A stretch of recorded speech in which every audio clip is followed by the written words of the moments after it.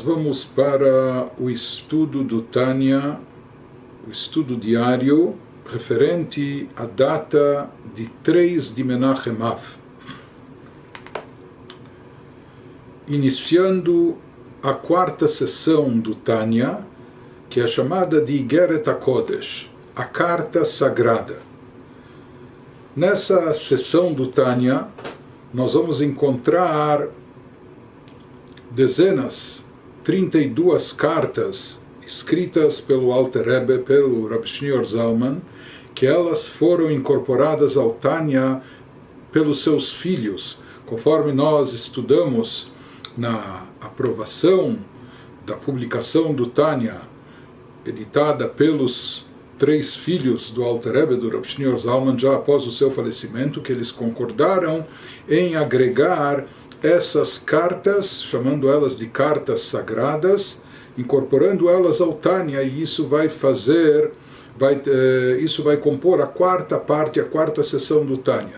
Todas essas cartas foram escritas pelo Alter Rebbe, pelo Rabbi Shneur Zalman, destinadas a várias pessoas, muitas delas aos próprios Hassidim, às comunidades hassídicas, aos discípulos, aos Hassidim, seguidores do Rabbi Shneur Zalman. E essas cartas, o que elas têm em comum é que elas são cartas pastorais, elas são cartas com conteúdo espiritual, com explicações espirituais profundas e também contendo mensagens, instruções e orientações práticas no referente ao cumprimento de Torá e Mitzvot, a prática do judaísmo. Então, nós vamos começar pelo Siman Aleph, a primeira dessas cartas. Essas cartas que o Alter Rebbe, conforme descrevem os seus filhos, ele escreveu para instruir o povo de Deus o caminho que eles deveriam seguir e de que forma atuar, como colocar em prática a Torá e Mitzvot. Essa carta foi escrita pelo Alter Rebbe em conexão ao conceito de Halukat HaShas, a algo que ele tinha proposto aos Hassidim, de dividirem entre si o estudo de todos os tratados talmúdicos, para concluí-los no espaço de 1 ano. Ou seja, uma pessoa comum, normal, terminar o estudo do Talmud inteiro em 1 ano, isso é algo muito difícil, até mesmo para grandes sábios e eruditos, porque é um volume de informação muito grande. Aqui, o que o Alter Rebbe sugeria é que os Hassidim se unissem entre si, em cada comunidade, dividindo os tratados talmúdicos, de forma que cada um assumisse um ou mais tratados, etc., e todos, em conjunto, conseguissem concluir a cada ano o estudo do Talmud inteiro. Na realidade, essa carta na qual ele propõe essa ideia aos Hassidim, nós vamos estudá-la, é uma carta que nós vamos encontrar no Tânia mais adiante, mais tarde, nessa mesma sessão de Carta Sagrada de Igeret HaKodesh. Mas aqui, fora de ordem cronológica, na primeira carta nós encontramos aquilo que o Rabbi Shneur Zalman escreveu aos Hassidim no final do primeiro ano, que isso foi instituído, quando ele recebe a boa notícia, a comunicação, de que de fato conseguiram terminar, dividiram o estudo entre todos os membros da comunidade. Isso, na verdade, também aconteceu em diversas comunidades, e escreveram ao Alter Rebbe que está chegando o momento do término e da conclusão do Talmud inteiro dentro dessa divisão que foi feita entre todos eles. E respondendo a essa notícia, a essa boa notícia, Rabbi Shneur Zalman escreve essa carta. Ele começa a carta com bênçãos e agradecendo a Deus pela boa notícia que lhe traz satisfação de escutar que todos os Hassidim participaram desse estudo, cada um fez a sua parte e com isso concluíram o Talmud por completo. Em seguida, o Rabbi Shneur Zalman prossegue nessa carta explicando para nós, em termos místicos e mais profundos, o grande valor e importância do estudo da Torá oral. Torá Shebal Peh, a Torá oral, é aquilo que deu origem a Mishnah, a Gemara, compondo o Talmud, os seis tomos do Talmud, incluindo mais de 60 tratados, etc. Então ele vai explicar de forma profunda o grande valor e importância espiritual do estudo da Torá oral, não é, que é aquilo que eles estavam completando naquele momento os Hassidim, e no decorrer dessa carta ele vai tocar também, não só vai tocar, ele vai se estender explicando a importância do serviço a Deus na reza e na oração. Então é disso que vai tratar essa primeira Igeret HaKodesh, essa primeira carta sagrada, carta espiritual, com mensagens espirituais, do Rav Shneur Zalman. Então ele nos diz, na sua linguagem, Potchin Bibracha, nós começamos com bênçãos, dirigindo bênçãos, evocando bênçãos a todos, Levarech, Leodot, Lashem Kitov, e também ele procura abençoar a Deus, abençoar por uma graça obtida, ou seja, agradecendo a Deus que é bom e ele propicia o bem, ou seja, ele se considera privilegiado por receber essa boa notícia de que os seus alunos e discípulos estão concluindo o Talmud inteiro. Shmuah tovah shame'ah vatechi nafshi. Uma boa notícia eu escutei, isso me fez reviver, isso trouxe mais vitalidade e energia para minha alma, ou seja, isso foi, como se diz, a mechaia, isso foi uma coisa que me energizou, me vitalizou, uma notícia tão positiva como essa. E o que quer dizer Shmuah Tová, uma boa notícia? Afirmam os nossos sábios, Ve'en Tov el Torá, o que realmente é considerado bom, o que é bom é a Torá. Então, o verdadeiro bem se encontra onde? Na Torá. Então, aqui quando ele se refere a uma boa notícia, é uma notícia que está associada com o bem da Torá, com o estudo da Torá. Mais ainda, a Torá Tashem Tmimah, conforme diz o versículo no Teilim, nos Salmos, e aqui está bem associado ao contexto, a Torá de Deus completa. A Torá de Deus que é íntegra, porque aqui ele está se referindo ao fato de terem terminado o estudo de todo o Talmud, com seus 6 tomos, suas 60 Masertot, tratados, etc. Então isso é Torá, isso expressa mais ainda a Torá Tashem Tmimah, a Torá de Deus na sua plenitude. Zu Ashlamat Kol Hashas Kulo, ou seja, a boa notícia que consiste em ouvir e escutar que estão terminando o estudo de todos os 6 tomos do Talmud, com todas as dezenas de tratados. Pero Vayarot Minyanim Me'anash, na maioria das cidades e congregações de Anash, Anshei Shlomenu seriam os membros da nossa comunidade, da comunidade hassídica, ou seja, naquela altura já haviam milhares e milhares, dezenas de milhares de Hassidim, milhares de famílias, etc., que estavam espalhados em diversas cidades. Em algumas cidades eles tinham algumas sinagogas, em outras talvez uma única sinagoga, em algumas tinham vários minyanim, vários grupos de rezas, etc., várias pequenas comunidades, em outras comunidades únicas, mas o fato é, ele traz aqui que na maioria das cidades e grupos de oração, ou seja, das sinagogas, das congregações hassídicas, isso foi implementado, ou seja, acataram essa recomendação que o Alter Rebbe, que o Rav Shneur Zalman tinha escrito para eles no ano anterior, e dividiram o Talmud entre os seus membros, os membros da sua congregação, e agora, no final de um ano, estavam prestes a terminar todo o estudo. Fala sobre isso o Alter Rebbe, eu escrevo aqui, manifestando Hoda'a al-Avar u'Bakashal ha'atid, para agradecer pelo passado, agradecer a Deus por ter nos proporcionado esse mérito, mas também como uma bakashá, como um pedido e uma súplica pelo futuro. Ou seja, eu sou muito grato que isso ocorreu no ano que passou, mas aqui eu enfatizo, ressalto o pedido pelo futuro, que isso prossiga e continue todos os anos. Koiten vecho Yosif Hashem. Sim, ele diz que assim Deus proporcione e assim ele acrescente mais a nós a possibilidade de nos fortalecer e prosseguir com esse estudo. Leametz libam bagiborim midei shana beshana bigvura shel Torah, para fortalecer o coração daqueles que já são fortes. Não é? Se diz que a Torá A Torá, Hashem Oz Leamoiten, a Torá é considerada força, vigor e poder. Por isso ele nos diz, aqueles que estão ocupados com o estudo da Torá já são considerados fortes, vigorosos, mas fortalecer o seu coração mais ainda para que eles prossigam fazendo isso, ou seja, fazendo seus estudos, dividindo entre si o Talmud para completá-lo por inteiro todos os anos, Bigvurah Shel Torá, e fazer isso com a força da Torá. Inclusive aqui quando ele fala Gvurah Shel Torá, força da Torá, parte o conceito de Gvurah, cabalisticamente falando, ele se refere a um dos atributos de Deus. O atributo Gvurah vem de Gibor, Gibor, força, vigor. Isso está associado também com rigor, etc., não é? Em contraste com Chesed, que Chesed é bondade, doação, etc.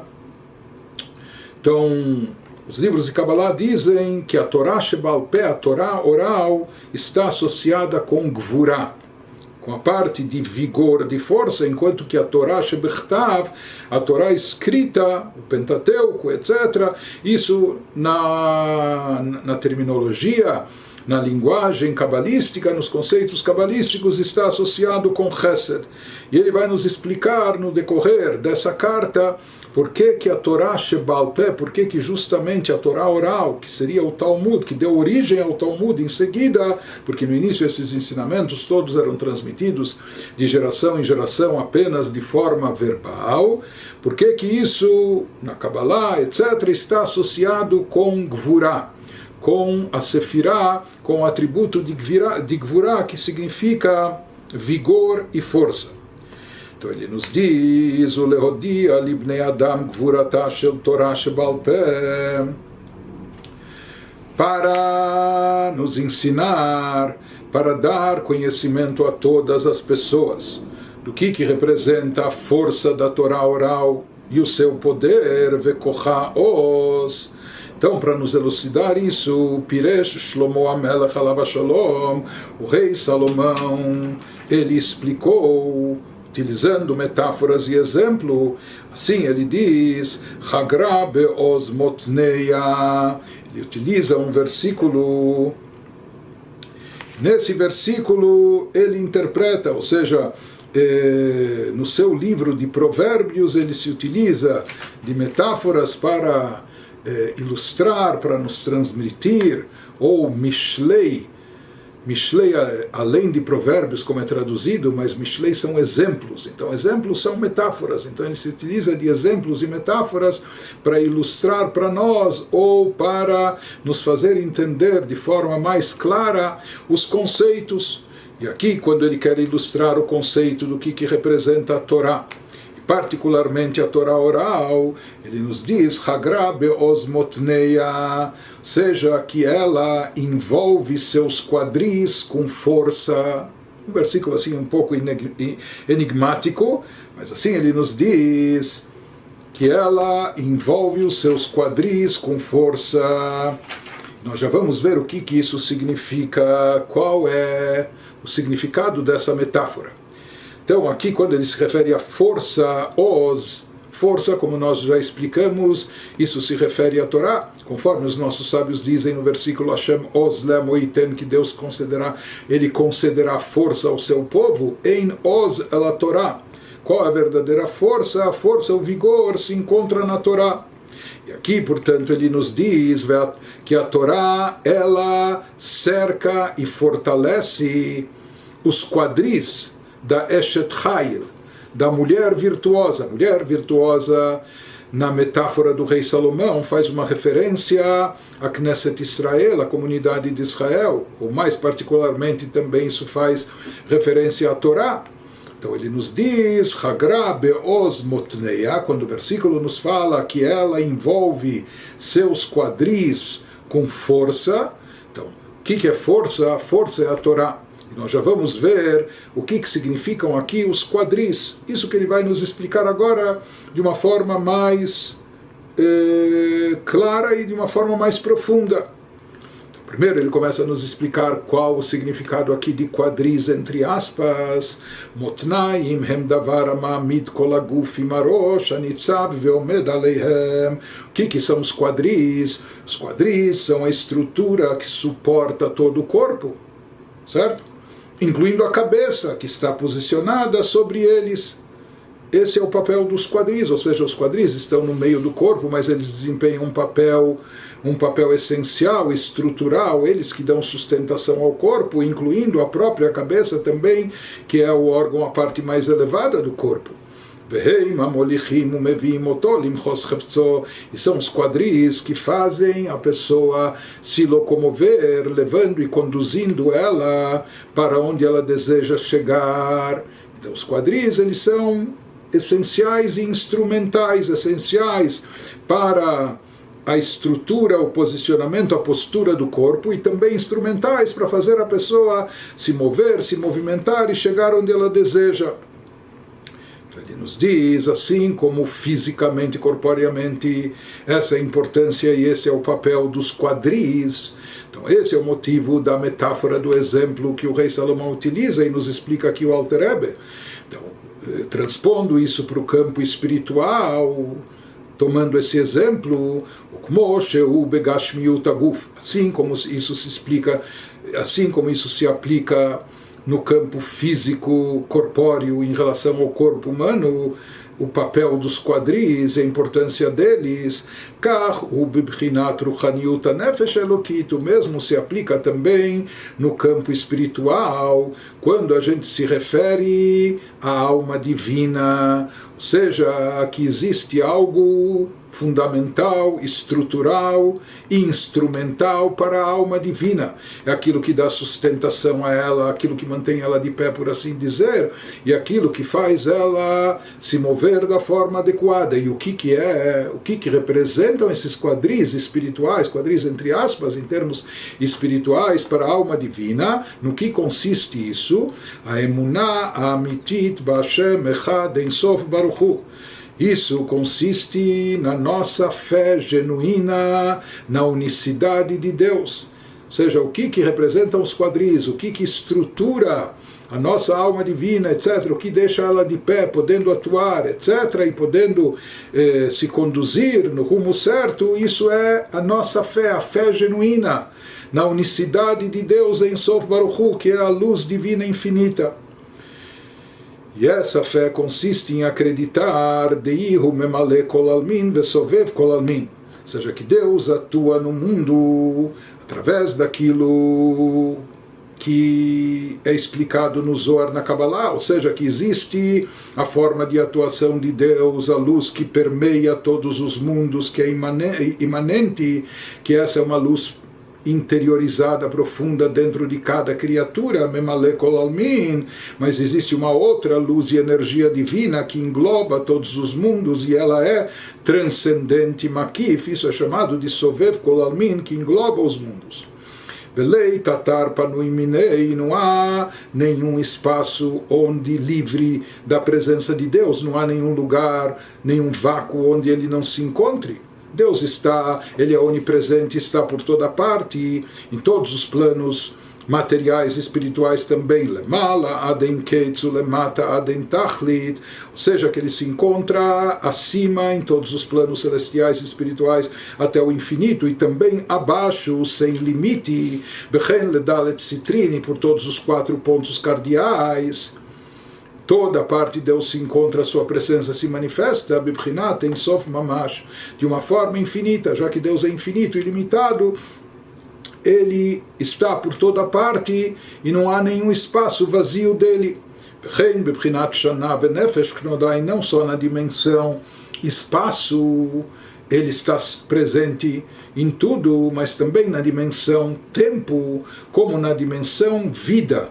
Seja, assim como no espaço, Deus está presente em cima, embaixo, norte, sul, leste, oeste, por toda parte, também na dimensão tempo, passado, presente, futuro, ele se encontra igualmente presente, como também na dimensão vida, alma, ou seja, toda a vitalidade, toda a energia vital, de toda e qualquer criatura, de todo e qualquer ser, é permeado totalmente pela luz divina. Então nisso consiste a nossa fé, e ele nos fala que Hinei emunah zu nikret beshem bechinat motnaim. Essa fé genuína dessa presença constante, inteira de Deus por toda parte, etc. Essa fé, conforme é descrita aqui, ela se constitui nos quadris, por assim dizer, da nossa alma, ou seja, é a parte estrutural da nossa espiritualidade, davar amamidu mekayem etarosh, inclusive a tal ponto que é isso que dá sustentação e mantém de pé a própria cabeça, ou seja, que a própria cabeça ela fica ereta, ela fica de pé graças aos quadris. Então, só elaborando um pouco mais esse assunto, ele nos disse aqui que a nossa fé em Deus, a nossa fé na unicidade de Deus, consiste em acreditar que Ele preenche todos os mundos, com todos os seus seres e criaturas, e Ele envolve, circunda também todos os mundos e universos. Esses conceitos de Memale Kol Almin e Sovev Kol Almin são explicados em diversos lugares na Hassidut, mas apenas resumidamente, Memale, isso que Deus preenche com sua energia as criaturas, isso é exemplo do que fala o Talmud, que da mesma forma que a alma preenche o corpo, da mesma maneira Deus preenche o mundo. Ou seja, quando a alma preenche o corpo, ela preenche de forma tal que ela contribui com energia específica para cada órgão. Ou seja, nós temos os poderes da alma, o poder da visão, o poder da audição, o poder da locomoção e assim por diante, e cada um desses poderes se reveste no órgão específico do corpo que lhe corresponde, o poder da visão nos olhos, o poder da audição nos ouvidos, o poder da locomoção nas pernas, etc., e cada um no seu nível, ou seja, o poder intelectual que se reveste no cérebro, no órgão físico cérebro, é claro que ele é bem diferente, bem superior do que o poder da locomoção que se manifesta nas pernas ou nos pés.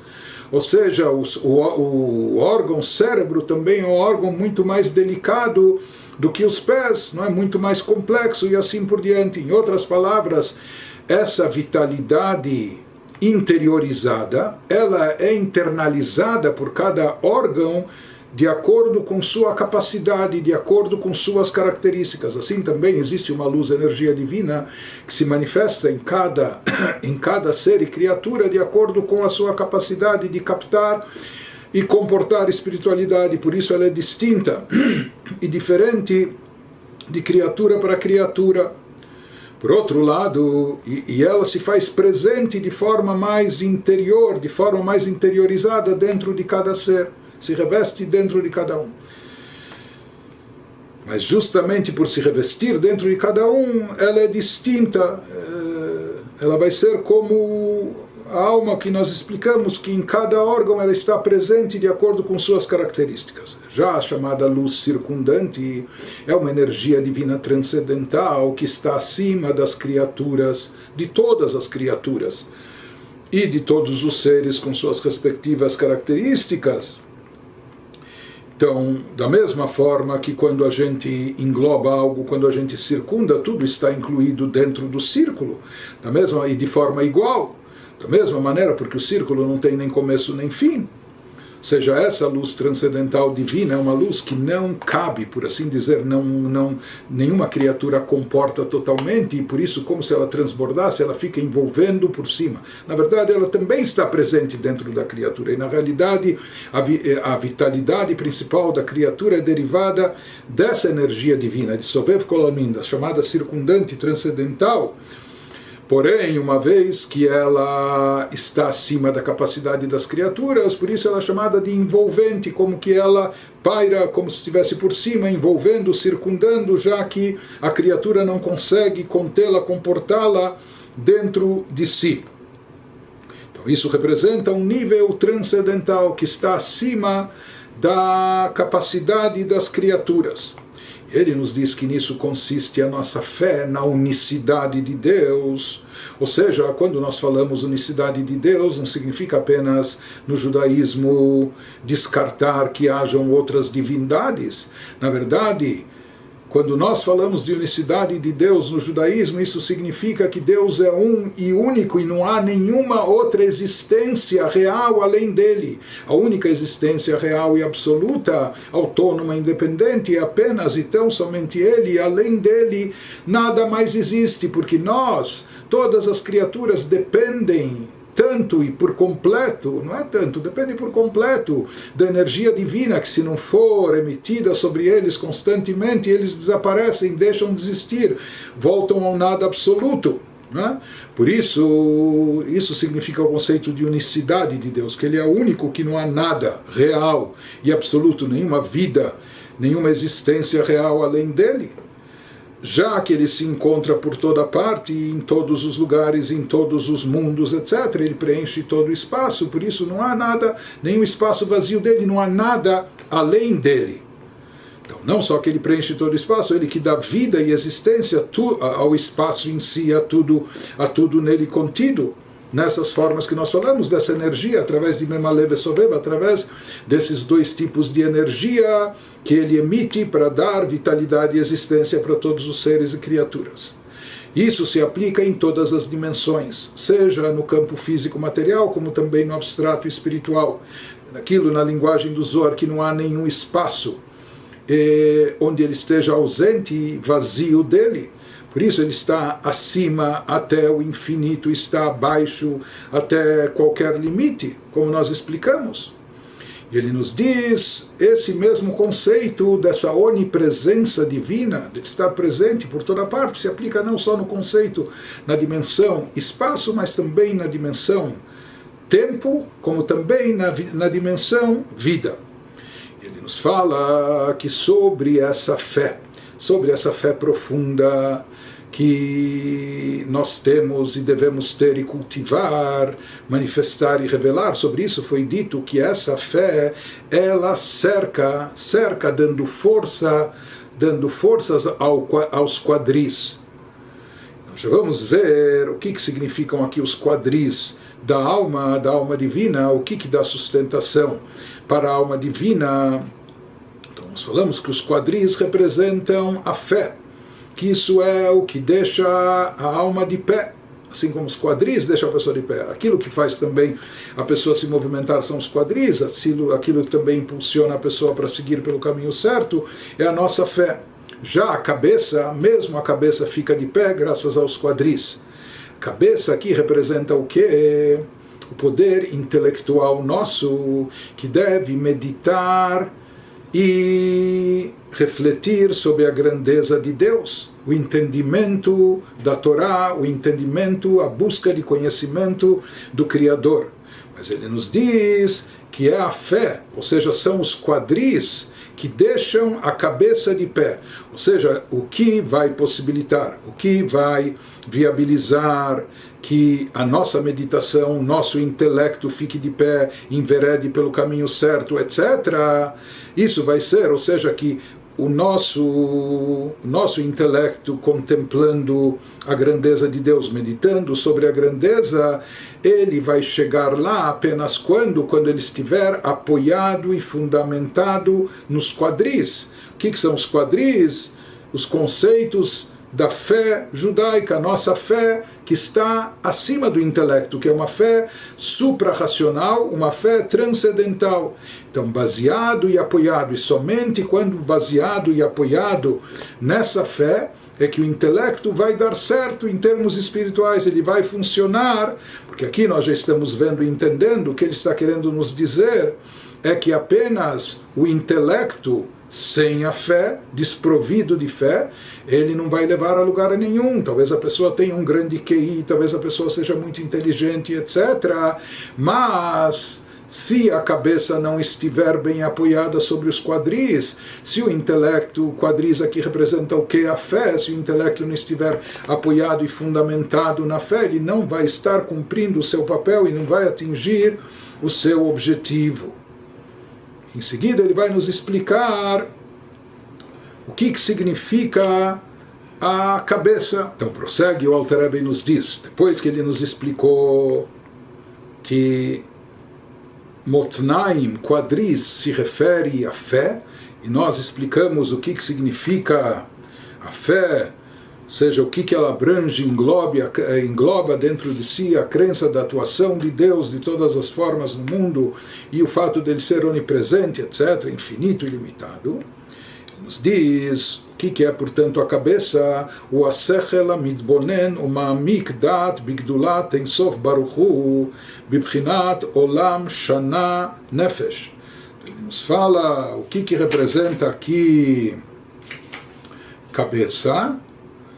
Então ele nos diz que isso se refere ao intelecto que reflete, que medita e se concentra na grandeza do abençoado Ein Sof, de Deus infinito nas dimensões mundo, ano e alma, aquilo que a gente falou nas dimensões de espaço, tempo e energia vital.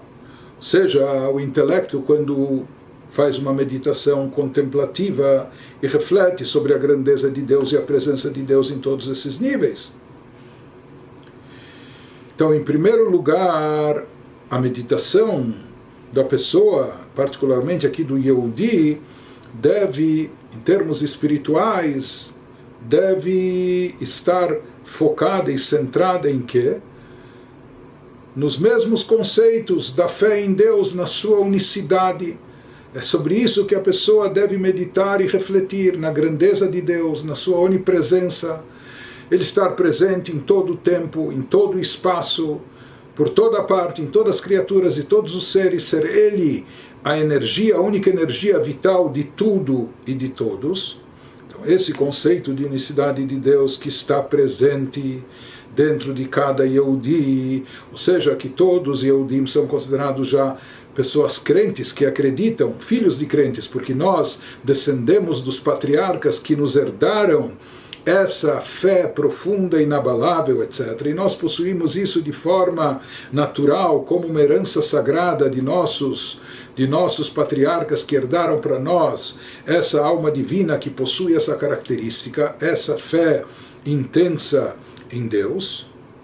Ele nos diz, a fé, porém, em forma de fé, ainda é uma fé simples. A pessoa acredita em Deus, acredita na unicidade de Deus, acredita que Deus está por toda parte, está sempre presente e assim por diante, mas na realidade cabe a nós, compete a nós, isso também é uma mitzvah que Deus nos prescreve, que está na Torá, de nós cultivarmos essa fé, elaborarmos os conceitos dessa fé, trazermos essa fé transcendental mais para dentro de nós, de forma mais presente dentro do nosso ser, ou seja, a pessoa para desenvolver, atrair essa fé para dentro de si, aproximá-la mais de si mesmo, para que ela não paire apenas como uma aura externa, não fique apenas de forma superficial sobre si.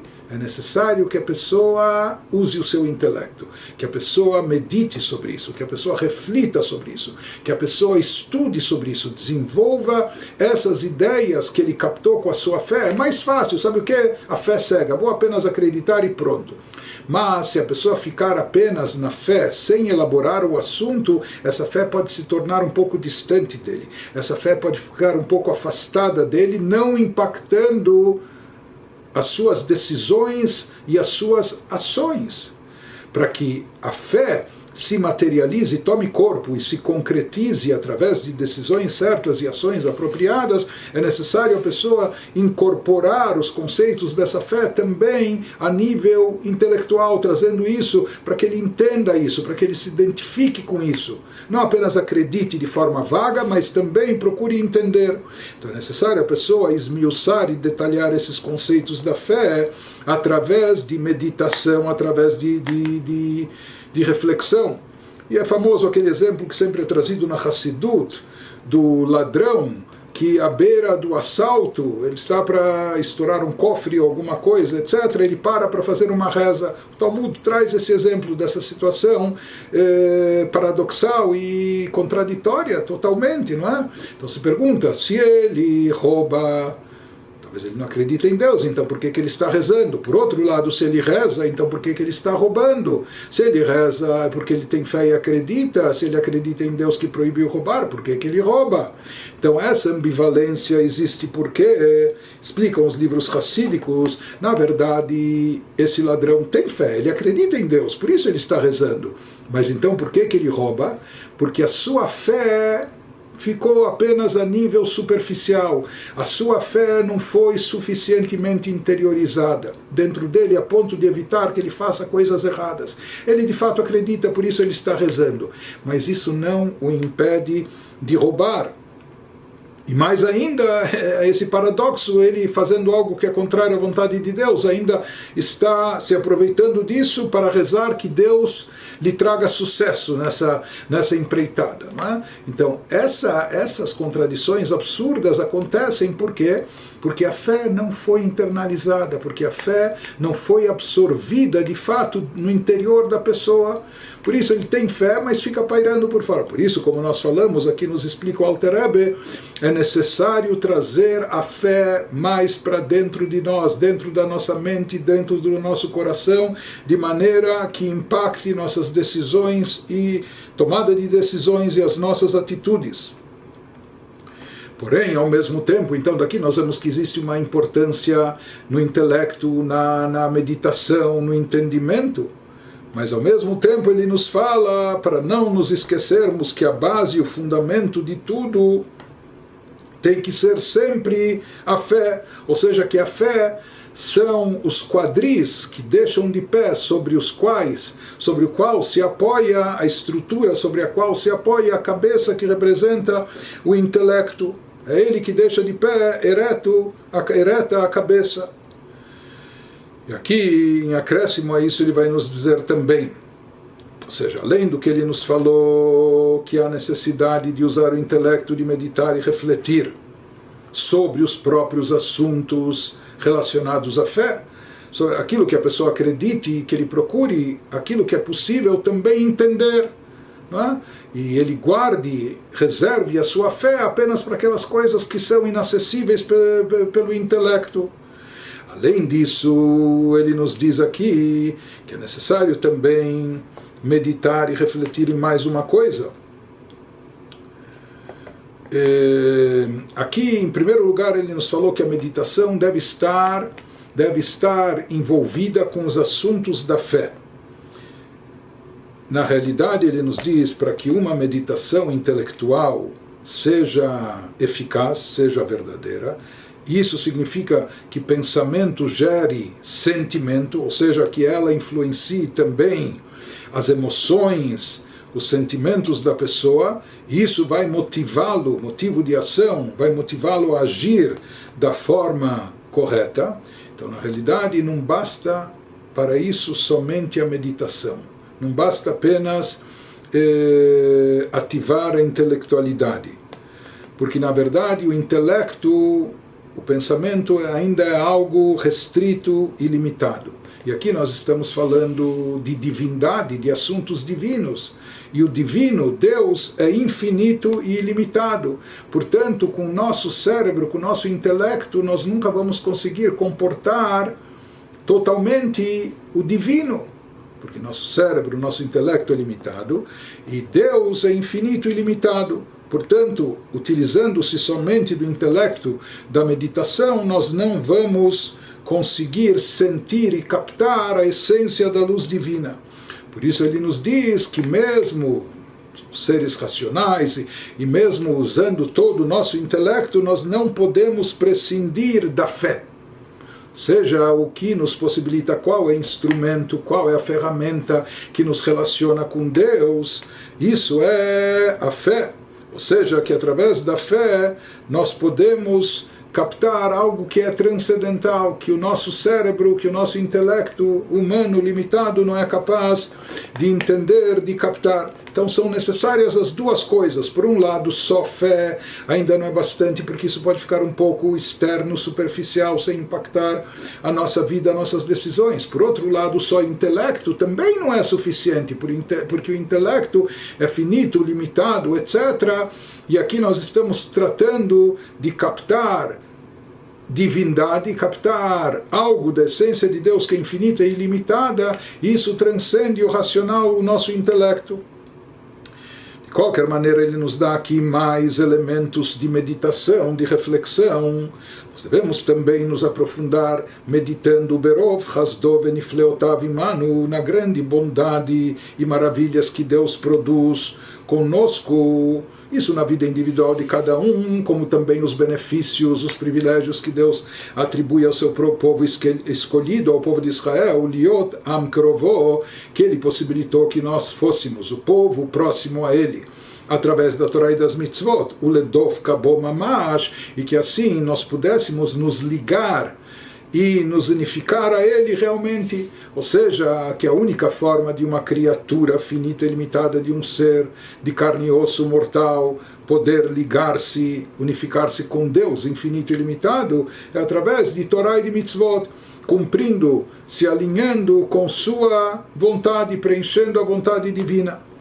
Nodá, conforme é sabido, Mimamar, do dito dos nossos sábios, Yafasha Achad Bitshuva Umasim Tovim Baolam Hazeh, Mikol Chayei Olam Haba. Afirmaram os nossos sábios que é mais bela uma hora de tshuva, de arrependimento e retorno a Deus, e de boas ações aqui nesse mundo. Uma hora de tshuva e boas ações nesse mundo vale mais, é mais belo do que toda a vida no mundo vindouro.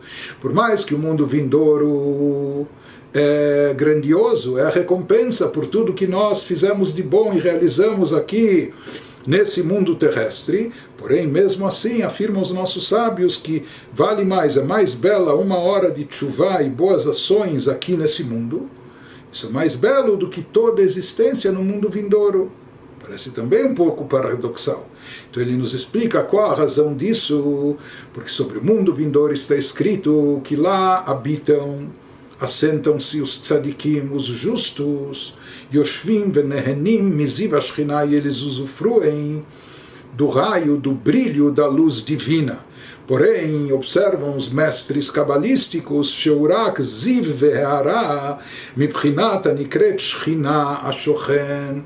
Na realidade, se você prestar atenção na expressão exata que utilizam os nossos sábios, eles falam que os tzadikim, eles têm acesso, quem está no Olam Haba, apenas ao ziv, a uma luz, a um reflexo, a um brilho da divindade. Ou seja, não é que lá eles estão captando a essência de Deus, apenas um reflexo, apenas um brilho. E mesmo esse brilho vem de que nível da divindade? Da Shekhinah. Shekhinah, a presença divina, quando expressa no termo Shekhinah, Shekhinah significa aquele que habita entre nós. Mas isso faz referência a um nível espiritual, a um nível da divindade que é mais baixo e inferior, que é aquele nível que pode habitar entre os seres e criaturas. E esse é um nível da divindade, quando a divindade aqui, quando a luz divina já está mais oculta, mais encoberta, mais condensada, etc. Portanto, no Olam Haba, no mundo vindouro, o que os tzadikim, as criaturas lá podem acessar é apenas um brilho e um reflexo desse lado mais baixo da luz divina, que é chamado Shekhinah. Benivra beyud achad mishmo yitbarach. Se diz que o Olam Haba foi criado e surgiu a partir de uma única letra do nome divino, do tetragrama, da primeira letra, que é a letra Yud, aquela letra pequenininha. Mas isso também indica que o brilho de espiritualidade, a luz divina presente no Olam Haba, com toda a sua grandiosidade, ela ainda representa uma coisa muito pequenininha, ela ainda representa apenas um reflexo, apenas uma luminosidade, apenas um pequeno raio daquele nível divino mais inferior, da luz divina mais baixo que as criaturas podem acessar. Em contraste com isso, porém, Aval, Tshuva, Umasim Tovim, Mekarvim, Israel, Abihem Shebashamayim, Mamash. Porém, aquilo que a gente produz aqui nesse mundo, através de Tshuva, quando nos arrependemos e voltamos a Deus, ou através das boas ações que nós realizamos, isso aproxima Israel literalmente do Pai Celestial, da própria essência divina, lemahuto ve'atzmuto keve'achol bechinat en sof mamash. Ou seja, aqui quando nos ligamos a Torá e Mitzvot, quando fazemos tshuva, praticamos boas ações, isso nos unifica não só com um reflexo da luz divina, isso nos dá acesso, nos proporciona acesso à própria essência divina. Ou seja, em outras palavras, a luz divina presente em todos os universos, inclusive espirituais, que isso inclui o Olam Haba, o chamado paraíso Gan Eden superior, etc. Tudo isso se revela através de vários tzimtzumim. Isso se manifesta através de vários encobrimentos, ocultações e condensações da luz divina. Por isso se diz que mesmo aquilo que é considerado grandeza, nós consideramos grandeza a Deus, a sua atuação no mundo, no universo, mas isso não passa de humildade para Deus, isso ainda é muito pequeno, não é? Ou seja, a sua atuação no mundo, a energia que ele emite para vitalizar todos esses universos espirituais e material, na verdade para Deus isso é um descenso, ainda uma coisa muito pequena, restrita, limitada, condensada.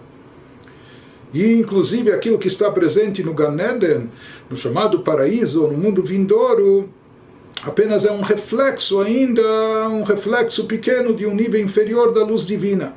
Porém, diferente disso é Torá e Mitzvot. Através de Torá e Mitzvot a pessoa se liga e se unifica. É o único canal, o único veículo, a única possibilidade da pessoa, de qualquer criatura, poder se ligar à própria essência divina. Não só a reflexos, não só a luminosidade, etc., mas o próprio astro, a própria essência de Deus. Assim como está escrito no versículo Rodó al eretz veshamayim vayarem keren leamo, sobre a terra e os céus, se diz que existe apenas um reflexo da divindade, ou seja, o que dá energia e vitalidade para todos os seres terrestres, como também todas as criaturas celestiais e espirituais, apenas Rodó, apenas um reflexo, um pequeno brilho da divindade, é o que se faz presente, o que os vitaliza. Porém, Vayarem Keren Leamo, porém para o seu povo, Deus dá e entrega a essência, o capital, a essência de tudo, não apenas um reflexo. Isso é o que a gente obtém e consegue através de Torá e Mitzvot, essa conexão com a própria essência divina. Ele nos diz, conforme está escrito, Asher Kideshanu bemitzvotav etzivanu, conforme a gente afirma nas bênçãos que precedem o cumprimento das mitzvot, dos preceitos, que Deus nos santificou com seus preceitos e nos ordenou. O que significa que Ele nos santificou? Asher Kideshanu, a palavra Kedushá se refere a Deus, Atah Kadosh, Veshimcha Kadosh, que Deus é santo, sagrado. O que significa ser santo, sagrado? Que Deus está desvinculado e acima de todo o universo, que Ele é transcendental, Ele está acima, completamente acima de tudo isso, todo o universo e todas as criaturas estão completamente anulados diante dele. Mas ele nos diz que um pouco dessa transcendência Deus nos dá acesso através das mitzvot. Por isso nas mitzvot a gente afirma Asher Kideshanu bemitzvotav. Ele nos santificou através das mitzvot, ou seja, ele nos possibilitou transcender as nossas próprias limitações. Ele nos possibilitou através das mitzvot se elevar e se conectar para aquilo que está acima do mundo. Não só os reflexos da divindade que dão existência, vitalidade às criaturas, mas conseguir transcender isso para um plano mais elevado. Ele nos diz, refletindo, pensando, se concentrando sobre todos esses assuntos, ou seja, quando a gente refletir na bondade divina, quanto Deus foi bom conosco ao nos conceder esses instrumentos, ao nos possibilitar, através de Torá e Mitzvot, transcender, se superar, se conectar com a própria essência dele, com a própria essência do infinito, do ilimitado. Ele nos fala que Maim apanim bechulu leholid mitvunazu dechilu rechimu. Ou seja, isso deve causar na pessoa, essa meditação, essa reflexão, deve causar sobre ele um efeito recíproco. Ou seja, quando eu meditar e refletir sobre toda a bondade que Deus me proporcionou, com tudo de bom, etc., que Deus nos deu, nos concedeu, então assim como o semblante da pessoa se reflete na água, não é? Numa água translúcida, da mesma forma que uma pessoa se coloca diante do espelho, então ele vê a sua imagem, isso significa o efeito recíproco, ou seja, quando a gente medita e reflete na bondade de Deus, todo o favor que Deus fez a nós, todo o amor que Deus tem para nós, então isso reciprocamente deve despertar dentro de nós também um amor intenso, uma vontade muito intensa de, por assim dizer, não retribuir, mas de expressar o amor a Ele.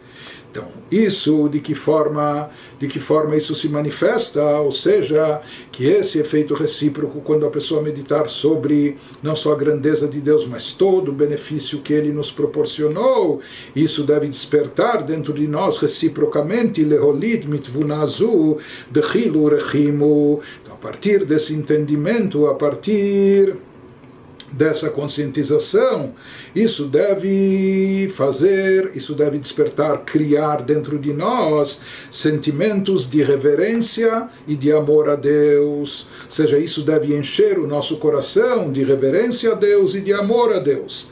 Sichlim otivim, sejam sentimentos intelectuais ou sentimentos naturais.